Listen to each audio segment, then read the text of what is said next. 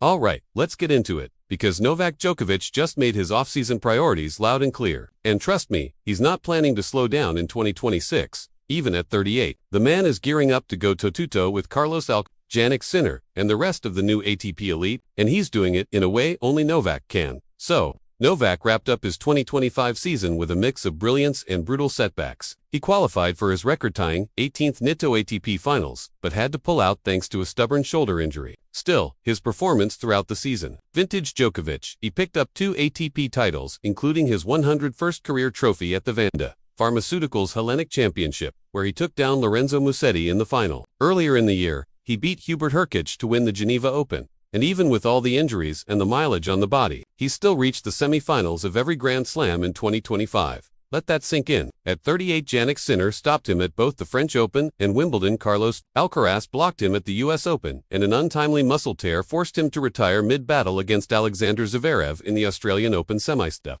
Dream of a 25th slam is still there, but 2026 is going to be a war. During his appearance at the 2025 Qatar Grand Prix, Djokovic wasn't just posing with Metallica or handing out sprint race awards. He was unveiling something much more intriguing. His off-season weapon of choice. In an interview with Sky Sports, Novak introduced fans to the Regenesis Recovery Pod, and he wasn't shy about what it means for his comeback. I'm taking a short break and trying to reconstruct my machine, so to say, in racing terminology. I've been getting injured more often than not in the last 18 months. So I'm trying to rebuild my body so the start of the next season will be great, and, hopefully, I can keep it up with the best guys. And here's the wild part. The pod he's using, partnered with Qatar Airways, is an 8-minute multisensory wellness capsule designed to reset your body's batteries. 8 minutes. Novak is literally stepping into the future to rebuild his engine.